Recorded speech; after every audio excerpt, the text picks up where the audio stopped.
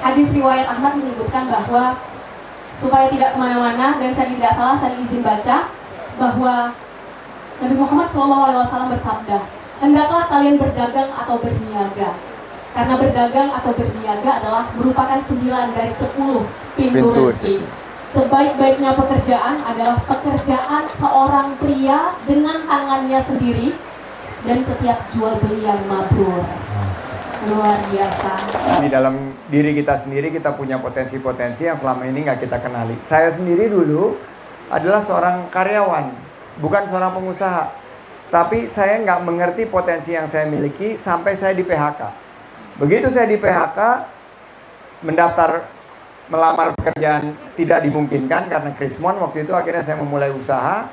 Ternyata saya menemukan satu jalan hidup baru yang Allah Subhanahu wa taala berikan kepada kita, menjadi pengusaha. Akhirnya melalui proses jatuh bangun, saya membangun usaha saya 25 tahun dari hanya 3 orang karyawan, sekarang sudah membuka lapangan kerja bagi 30.000 karyawan. You can do it. Ambil di kepala tangannya, bilang yes we can ya. Yes, we can. You can do it. Yes, we can. Sekali lagi, you can do it. Yes, we can. Siapa yang ingin sukses angkat tangan? Oke, sekali lagi ngecek nih. Siapa yang ingin sukses angkat tangan? Oke, siapa yang ingin gagal angkat tangan? Nah, ini Pak Ahmad Ruyat sama beberapa yang angkat tangan ini yang insya Allah duluan sukses. Karena tidak ada kesuksesan didapat sebelum kita mendapatkan kegagalan. Dan kegagalan itu adalah anak tangga menuju kesuksesan. Itu yang harus ditanamkan.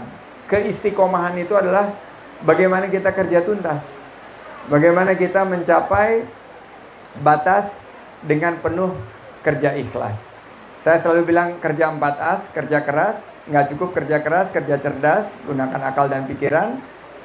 Setelah itu kita kerja tuntas, akhirnya kita serahkan kepada yang di atas dengan kerja ikhlas. Insya Allah rezeki tidak pernah tertukar. Semuanya sesuai dengan ikhtiar. Pertama saya mau menyampaikan bahwa saya ini murni santri. Pondok di pesantren, keluar dari pesantren, dan sampai hari ini saya masih ngaji, kira-kira begitu lah. Dan ada banyak inspirasi yang saya dapat. Terus terang ini tadi izin Mas Menteri bahwa ini ditembaki yang sudah di materi di sini nih. Saya bilang sebenarnya inspirasi saya ini datang ke sini mau mendengarkan. Ternyata diminta untuk memberikan apa yang kemudian saya dapatkan. Latar belakang kami ini pernah jadi pengusaha, meskipun hari ini menjadi politisi. Kalau Bapak lihat jaketnya pasti udah ketebak dari mana, kira-kira begitulah. Dan saya ingin bilang bahwa inspirasi saya jadi pengusaha, inspirasi saya kemudian masuk ke politisi itu karena Mas Menteri. Saya satu waktu ketemu dengan beliau, saya cerita, Mas Menteri, Bapak saya ini pekerjaannya satpam, mungkin nggak saya bisa jadi politisi. Beliau menyampaikan banyak sekali masukan-masukan ke saya, sampai akhirnya satu waktu kesampaian masuk menjadi politisi. Ternyata ketika sudah di dalam, saya menemukan bahwa kolaborasi antara masyarakat, khususnya UMKM, dengan pemerintah itu sangat dibutuhkan. Dan inilah yang saya lihat dengan konsisten terus-menerus dilakukan oleh Mas Menteri. Contoh itulah yang kemudian kami lakukan. Saya ingin kasih satu case apa yang terjadi di Sulawesi Selatan, Mas Menteri. Ada satu waktu di tahun 2000. Tahun pertama Mas Menteri jadi bergabung di kabinet pemerintahan Jokowi. Pameran yang dihadiri oleh banyak ibu-ibu. Kemasan yang kemudian dibuat oleh ibu-ibu sangat sederhana. Sampai kemudian itu dibuat, diberikan pendidikan, diberikan pelatihan. Satu waktu produknya Mas Menteri sudah dikirim ke Cina, sudah dikirim ke Singapura, sudah dikirim ke Malaysia. Artinya apa? Bahwa kesempatan emak-emak itu berkembang, hari pemerintah membuka itu. Begitupun dengan santri-santri. Saya pernah ikut satu kompetisi namanya Santri Planner BSI Award gitu. Ternyata pemerintah juga memberikan perhatian khusus untuk itu. Sayang sekali ketika Mas Menteri mendukung itu, lantas kita tidak jemput. Kami sangat konsen sekali bagaimana memberikan pendidikan, bagaimana mengedukasi, bagaimana mendampingi semua segmentasi, entah itu milenial, entah itu santri, entah itu ibu, untuk sukses membuat bisnisnya dikenal, membuat bisnisnya berkembang, membuat bisnisnya memberikan impactful kepada masyarakat. Dan ternyata, alhamdulillah dari sana lapangan kerja tercipta. Sehingga tugas pemerintah tuntas kalau begitu. Itu menjadi Oke. Hal-hal yang mungkin mengganggu perizinan yang mungkin agak sulit atau agak mungkin susah gitu ya dijangkau ini mohon mungkin minta lebih difleksibelkan begitu. Supaya kami ini di bawah yang kecil-kecil ini mudah untuk melakukan eksposnya ke kementerian ataupun ke dinas khususnya yang lebih dekat, sehingga kami ini ada jalan ke sana gitu ya.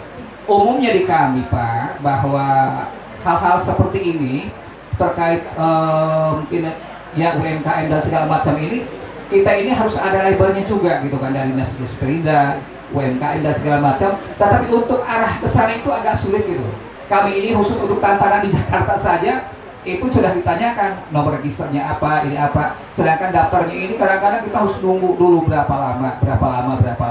Mohon izin, bagaimana kira-kira solusinya bagi kami supaya kami ini bisa berjalan lebih baik ke depan, menjadi pengusaha minimal bisa sama dengan Bang Sandi gitu ya di Saragota utama gitu ya. Mudah-mudahan kami bisa mengikuti seperti itu. Pada intinya sekarang pemerintah ini jemput bola. Jadi Bapak mengikuti pelatihan seperti ini pelatihannya ini sanction oleh Kementerian Pariwisata dan Ekonomi Kreatif, dan di kolom OSSNIB jika Bapak mendaftar untuk sertifikasi itu nanti ada kolom di situ. Nanti tolong dibantu didampingi Pak Kadis. Yang bisa disampaikan adalah dalam bimbingan pemerintah. Jadi Bapak adalah pengusaha yang dalam bimbingan pemerintah, makanya nanti sertifikasi itu diberikan fasilitasi. Jadi itulah harapan pemerintah itu menjemput bola, hadir ke sini. Kan biasanya, mohon maaf Pak, orang tua kita Pak Ahmad Ruyat, bahwa dulu tuh kalau pelatihan-pelatihan itu di hotel-hotel, pelatihan-pelatihan itu di gedung-gedung besar. Saya mengubah paradigma ini, saya datang. Dinda Ismail tuh bisa lihat sendiri, saya ke Bulukumba di sebuah titik desa yang mungkin jangankan level kementerian, tapi di kabupatennya sendiri juga jarang ke sana. Kenapa? Karena kita menyadari masyarakat butuh kehadiran pemerintah. Betul atau betul? Nah, kalau pemerintah hadir, memberikan fasilitasi, masyarakat sendirilah yang akan menciptakan solusi. Cari kerja, gampang atau susah? Susah. Tapi kalau ada UMKM, pemerintah hadir memfasilitasi, lapangan kerja tercipta. Kemarin, harga-harga bahan pokok sempat melonjak tinggi.